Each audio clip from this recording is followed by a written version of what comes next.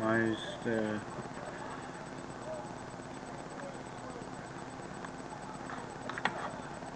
Hold on. My chat is not working. Even though I'm not going to look at it. I can look at it on the phone. Oh, what? HMHS tank here. And another video skill.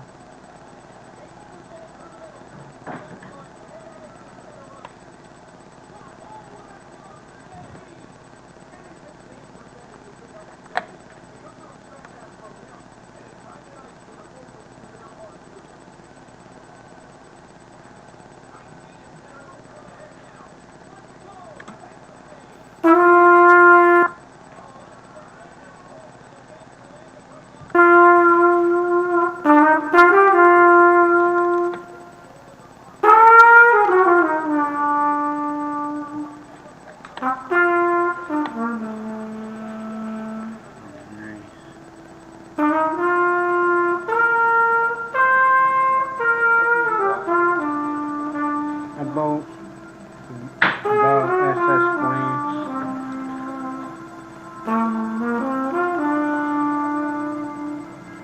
and doing a live stream.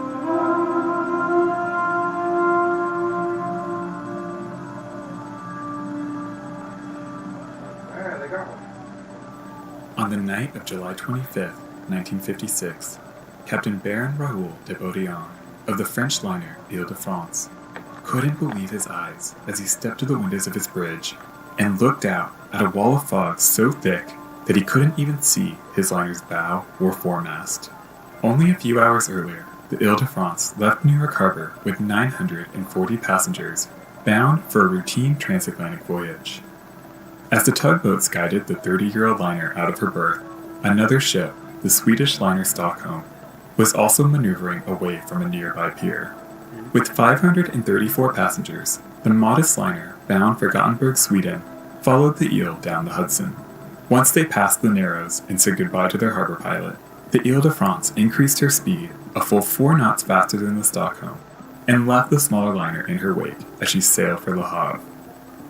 Now, only a few hours later, Captain de Baudillon had never seen fog so dense. The ship had already been prepared for the conditions. Her engine room controls were placed on standby, and her watertight doors were closed. Extra lookouts were posted, and her foghorn bellowed into the night. The captain poured himself a cup of tea and paced his bridge, preparing for a long and tedious evening. He constantly checked his radar screen to ensure that there was nothing in their path. A little after 11 p.m., he noticed something strange. 2 radar blips, around 40 miles behind them, just south of Nantucket Island, grew closer and closer to each other until they seemed to merge into one. At 11:30 p.m., the ship's chief radio operator raced onto the bridge with an SOS from the Italian luxury liner Andrea Doria, requesting immediate assistance. This would confront Captain de Baudillon with the most consequential decision of his career. If their help wasn't actually needed, diverting his ship would be a costly and potentially career-ending misstep. But if lives were truly at risk, ignoring the call could doom hundreds of lives.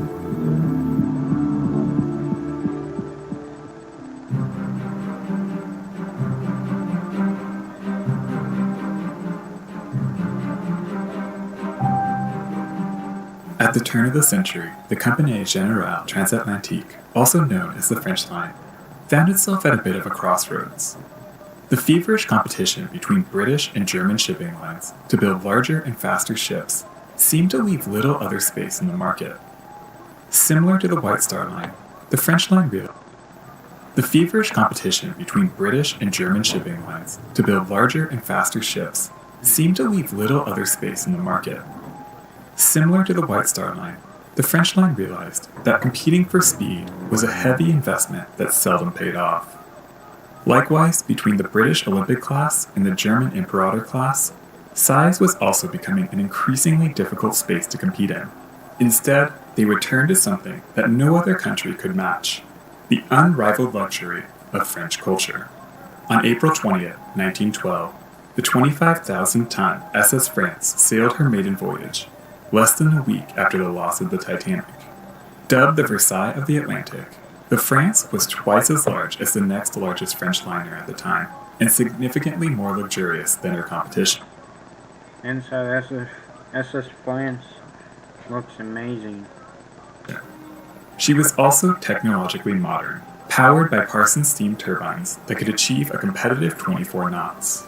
With their new liner, the French line had a blueprint for success, and while they easily won over wealthy and fashionable travelers, Looks like SS France has blue and orange, just like the Titanic. they also commissioned a series of smaller liners designed to carry immigrants, the backbone of the passenger trade at the time. In 1920, Jean-Henri Delpiaz became president of the French line. He had one guiding philosophy that would define the company long after his death in 1928. To live is not to copy, it is to create. The success of these new liners inspired confidence from the French government. In November of 1912, an agreement was reached that called for 4 new liners built at 5-year intervals, partially funded by lucrative mail subsidies. Unlike other major shipping lines, none of these liners would match the one that came before it. The first was the SS Paris, scheduled for delivery in 1916. Construction began in 1913, but when the war broke out in the following year, the project was put on hold. She was launched on September 12, 1916, but only to clear space in her slipway for wartime needs. Her long-delayed maiden voyage finally took place on June 15, 1921. This meant that a new liner wouldn't be ready until at least 1926, and the French line's mail contract was amended to require only 2 more vessels, instead of the originally planned 3. Despite the setbacks of the war, the early 1920s saw a large influx of immigration and a new interest in luxury travel, which helped the company recover. Plans soon took shape for the French line's next liner. This was the first major project under Delpiaz's leadership, and he was heavily involved with every aspect of the new ship. Construction began on what was then called SS5 in the fall of 1925 at the Pinot shipyards in Saint-Nazaire. She was the first new major liner constructed in Europe after World War I. By March 14, 1926, the Ile-de-France was ready to launch. Her name was announced by Madame Renée Faure, the wife of the president of the Shipbuilders Association. She cut a tricolored ribbon, and the hull was sent down the slipway. Oddly, the new liner wasn't christened with a bottle of wine. Over the next 14 months, she was fitted out with some of the finest fittings ever put to sea. True to Delpiaz's vision, she would prove to be one of a kind. I actually switched from Chrome to Opera GX a while ago just because I was so tired of Chrome being the absurd resource hog that it is, and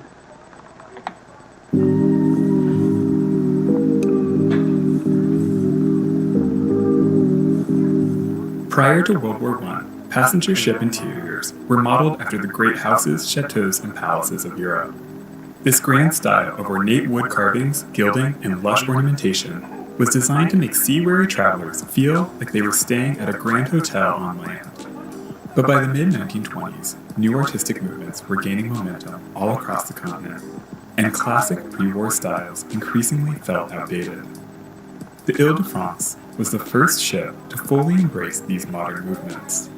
French architect and designer Pierre Pitot, one of the founders of the Art Deco movement, was commissioned to design her interiors.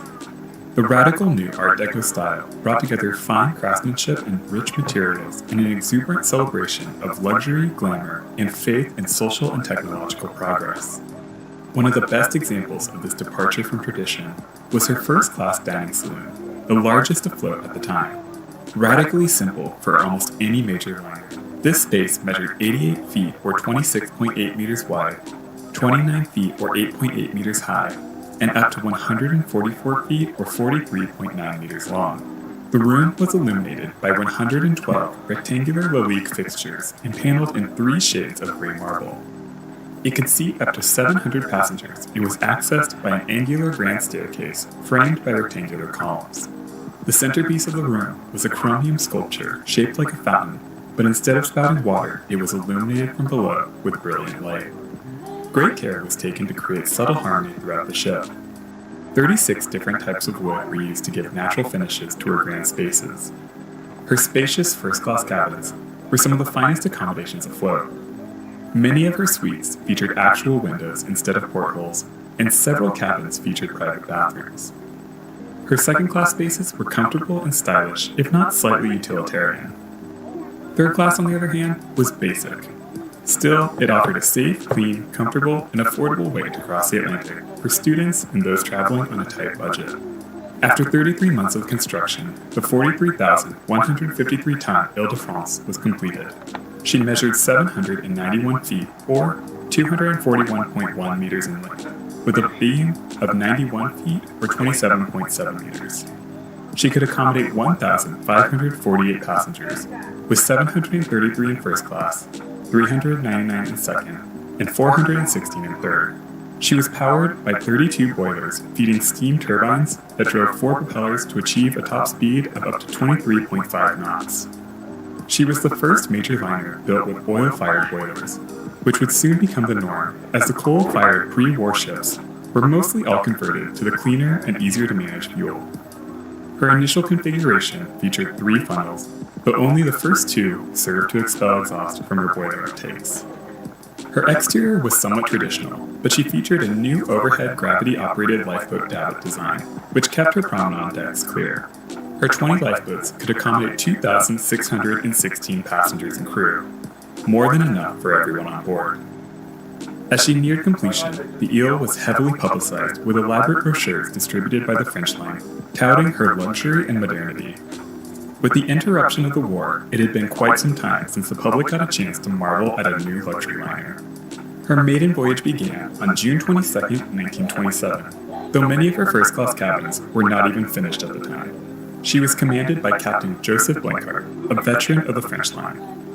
After an uneventful crossing, she sailed into New York Harbor on the afternoon of June 28 with great fanfare. The Ile-de-France was an immediate sensation. Celebrated almost universally for her innovative modern style, she ushered in a new era of ship design and reignited the long-dormant passenger shipbuilding boom that had languished for almost a decade. Within her rivets, she contained all the promise and optimism of the era, with almost no hint at the turmoil her long career would soon bear witness to. For now, she was perfect and she was loved.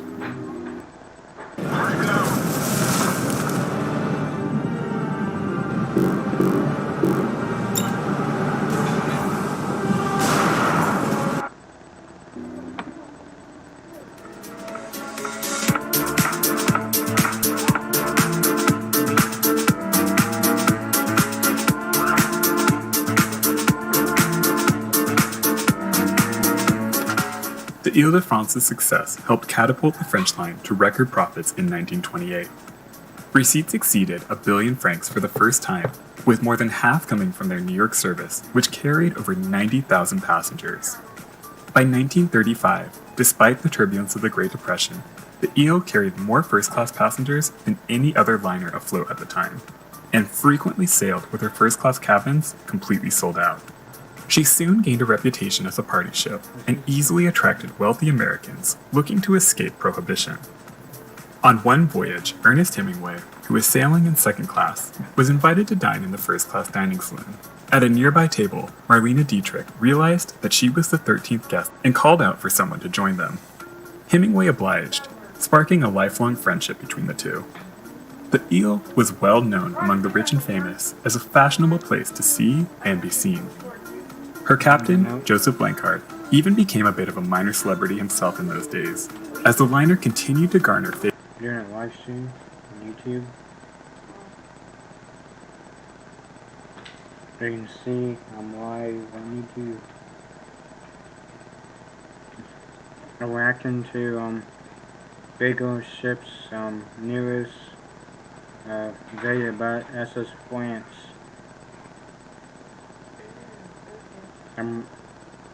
Most largest ship of her time. She was scrapped because she got old. No one wanted her. No one refixed her? Nope. They just scrapped her like she was nothing? Yep. That's so... Yeah. Well, someone was gonna fix her up to be a hotel ship, but that failed. And also, And also, since she was the biggest ship, they feared her like the Titanic, like she's gonna sink. And that's why. They filled the ship No, to see they if it would sink. they feared. They feared SS France, since Titanic is big.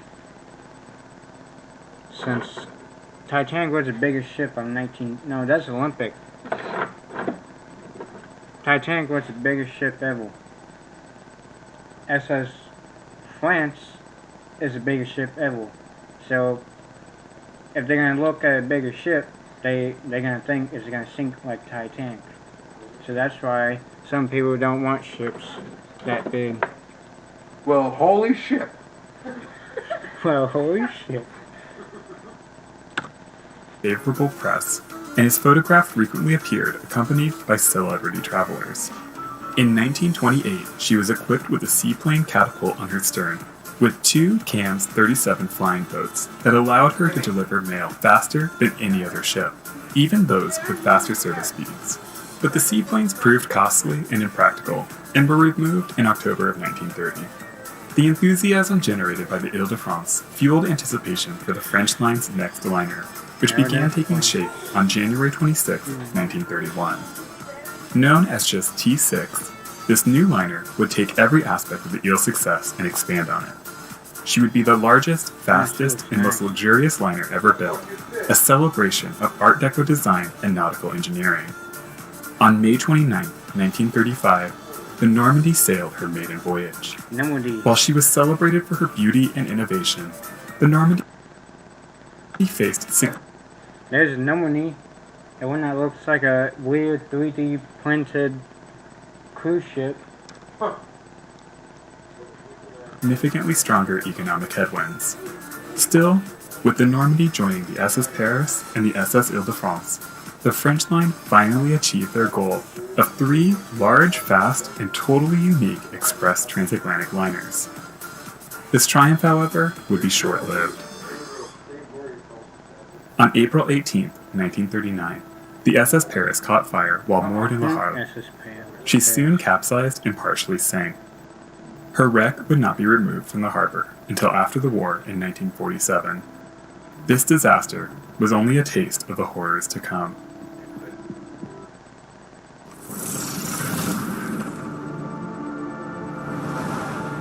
New Eden, a universe brimming with possibility.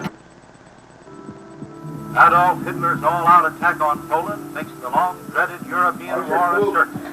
Prime Minister Chamberlain of Great Britain gave the Nazi dictator a 0 hour for withdrawing his troops from Poland. That 0 hour ends now. By September 1939, Hold on.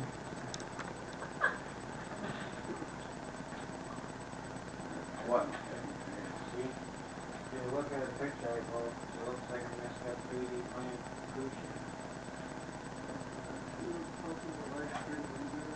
Yeah. See, it looks like a screwed up 3D printed cruise ship. That was a quick swoop.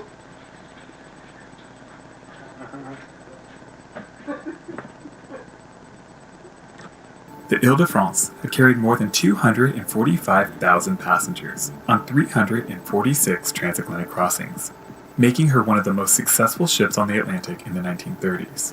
But only a few hours after she departed Le Havre for New York on September 3, 1939, France and the United Kingdom declared war on Germany following their invasion of Poland.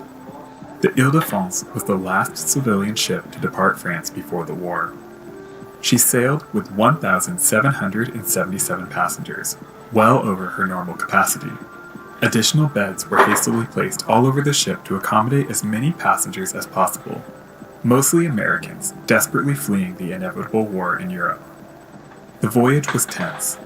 Lights were doused at night and onboard activities were limited.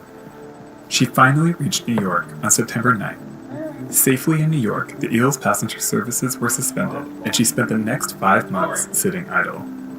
She was towed to Staten Island to free up pier space, and her 800-person crew was reduced to just 100, only enough to maintain the ship. In March 1940, command of the liner was passed to the British Admiralty to serve the Allied war effort. She was hastily modified, and on the evening of May 1st, 1940, she quietly left New York with 12,000 tons of war materials bound for Europe. After the fall of France to Nazi Germany in the summer of 1940, the Ile-de-France was officially seized by the British. All French ships were similarly seized by the Allies, including the Normandy. In the fall of 1940, control of the ship was passed over to the P&O Line, and she was hastily converted into a troop carrier in early 1941. In March of that year, carrying 4,000 troops, she joined a massive convoy that included the Queen Mary, Queen Elizabeth, Mauretania, and the New Amsterdam to transport Australian troops to the campaigns in North Africa. Hasty and sloppy conversions left conditions on the ship far from her pre-war glamour, and she was notoriously hated by the Australian soldiers. On one voyage, troops nearly notoriously hated conversions left conditions on the ship far from her pre-war glamour, and she was Queen Elizabeth was hated by the notoriously hated by the Australian soldiers. the Australian soldiers hate Queen Elizabeth. Well, Queen Elizabeth, when Queen Elizabeth was alive, she owned Australia. Soldiers. On one voyage, troops nearly mutinied due to the poor ventilation, food services, and the lack of sanitary facilities. In 1944, operation was passed over to the Cunard White Star Line as the Eel returned to the North Atlantic to begin transporting American and Canadian troops to Europe in the build-up to the D-Day invasion of Normandy. She again underwent significant conversions to increase her capacity to 10,000 soldiers. Onboard conditions were dramatically improved, and these voyages, while still cramped and uncomfortable, became significantly more tolerable. The Eel was returned to the French in 1945 after the fall of Nazi Germany, and for the next 2 years she was used to repatriate soldiers. Her contribution to the Allied war effort was immense, carrying an estimated 485,000 troops before and after the conflict. Battered and completely worn out, the Ile-de-France returned to Saint-Nazaire.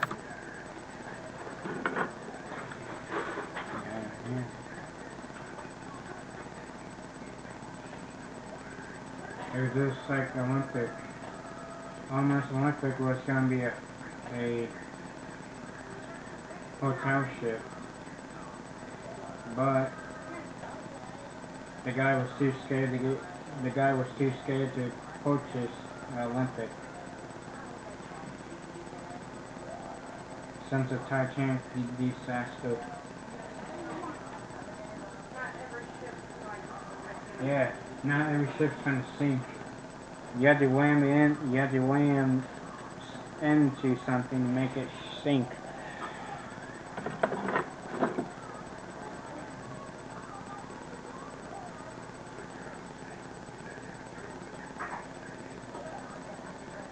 The SS United States now is sunk because it was too fast. In April of 1947, where she underwent a significant overhaul. Some doubted that the liner could ever be restored to her former glory, but the French line desperately needed their only surviving express Atlantic liner. In 1942, while undergoing conversions to a troop carrier, the SS Normandy caught fire and sank in New York Harbor. The massive luxury liner was a total loss, leaving the French line with just the Ile-de-France. The massive luxury liner, the SS Normandy, caught fire and sank too. While undergoing conversions to a troop carrier, the SS Normandy caught fire and sank in New York Harbor. The massive luxury liner was a total loss, leaving And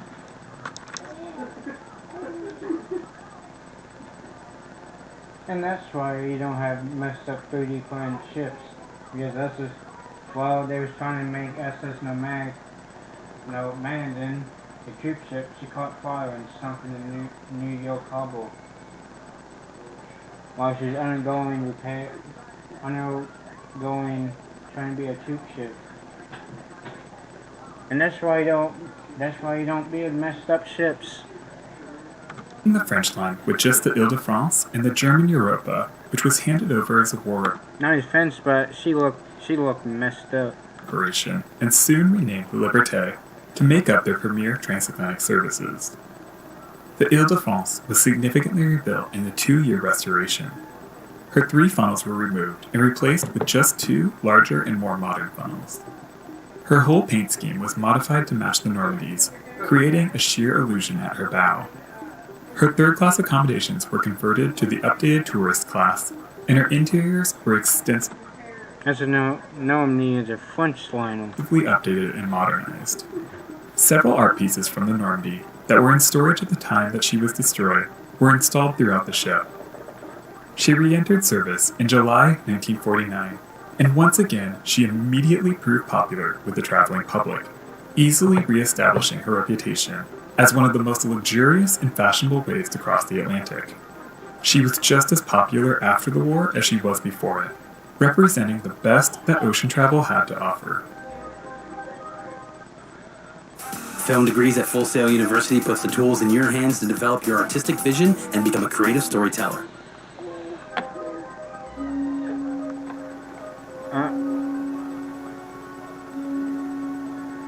It's On the night of July 25th, Andrea Doria. 1956, the westbound Italian luxury liner Andrea Doria collided with the eastbound Swedish liner Stockholm off the coast of Nantucket. The Stockholm's reinforced bow, designed to cut through ice, sliced into the Andrea Doria's starboard side. The flooding created a severe list that the Doria could not recover from. The Stockholm's bow was destroyed, but she managed to remain afloat. Over the next several hours, the Doria slowly rolled onto her side and sank. Which definitely go to this shipwreck is haunted. That shipwreck, yes, is very haunted. While the sinking was slow, the heavy list rendered half of her lifeboats inoperable. With 1,706 passengers and crew on board, hundreds of lives could have been lost if help didn't arrive soon. Responding to the Andrea Doria's distress call was a difficult decision, but ultimately, Captain de Baudillon trusted his intuition and followed an age-old rule of the sea: always aid a fellow sailor in need.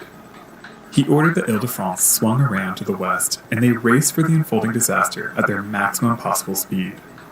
Lookouts were doubled to keep watch in the dense fog, and her lifeboats were prepared. Arrangements were made to accommodate as many as 1,500 additional passengers. All of this was done calmly and quietly to avoid sparking panic among the passengers, who had no idea that they were soon to become a part of one of the greatest sea rescues in history. Most of her passengers would actually sleep through the entire incident. Captain de Baudillon carefully monitored his radar screen, watching for anything that might fall in their path. Finally, in the early morning hours of July 26th, they came to a stop about 400 yards from the crippled Andrea Doria. While other ships had arrived on the scene, they were small and ill-equipped for such a large-scale rescue. The Stockholm was badly damaged and hesitant to take on all of the Doria's passengers and crew without another liner to assist. The Ile was maneuvered to shelter the 2 stricken liners from the growing waves and wind. Captain de Baudillon called out to his crew, "Turn on the lights, let them know we're here." All over the ship, lights illuminated the darkness. From the deck lights to the ship's powerful spotlights, all casting the crippled Italian liner in a warm glow that told the Doria's passengers that help had arrived.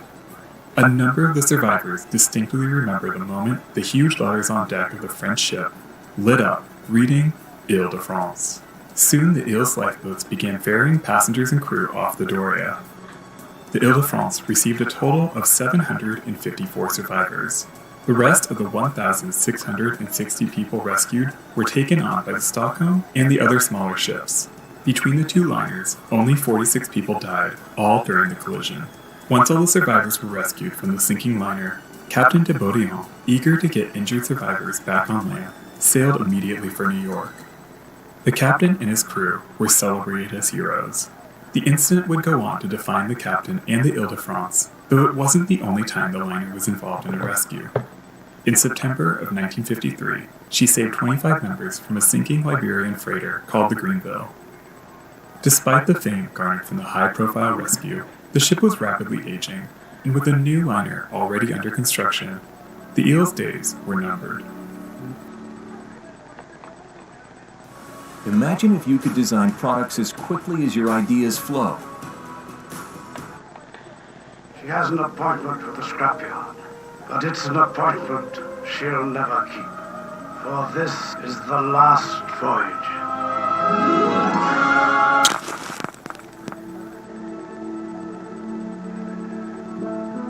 By the time of the Andrea Doria rescue, the Ile-de-France was already becoming a relic of the past. In July 1956, the French line ordered what would soon become the SS France, slated to enter service in the early 1960s. I like that SS With passenger France. numbers dwindling due to the popularity of air travel, the Ile was put up for sale. She sailed her final commercial voyage in November of 1958, and on February 26, 1959, she departed Le Havre for the last time, having been sold to a Japanese breaker. At around the same time, filmmaker Andrew Stone began producing a disaster film about an aging luxury liner that, sails its last voyage.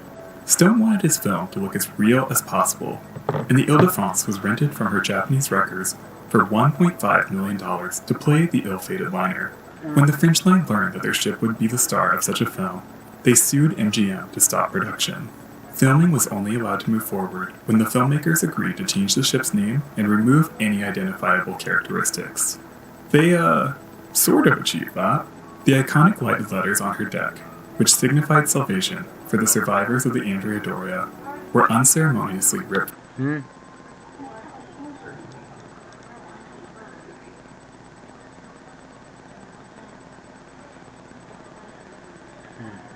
the ship and thrown away. For the film, she was renamed the SS Clarendon. The ship was towed to a shallow area in the Sea of Japan and partially sunk. Several explosions were set off on board, and her first funnel was pulled down in a pretty lame-ass looking stunt. You'd think it would be cool to see an ocean liner sink in real life, but I find the scenes from the last voyage mostly just sad to watch. It's like seeing someone throw soup on a masterpiece. Maybe it's because the movie is dull and the action scenes are somewhat poorly executed, but I think there's something more that lends these scenes an air of melancholy. They embody the mid-century rejection of ocean travel, a once treasured piece of art that no one cared to save. But time is cruel, fashions come and go, and what was once treasured becomes expendable.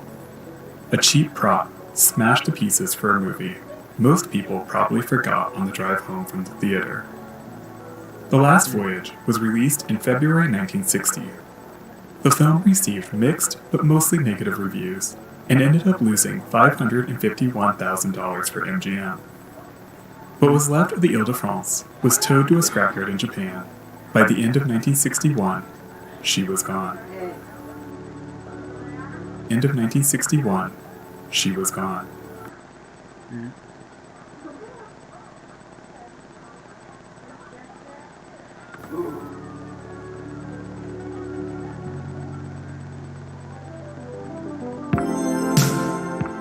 Thank you so much for watching. If you enjoyed the That's nice.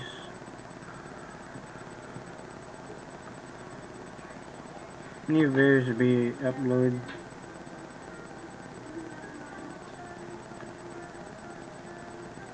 If you enjoyed this video, hit the like button. If you're new to the channel, hit the subscribe button, notification bell, and new videos coming out. See you.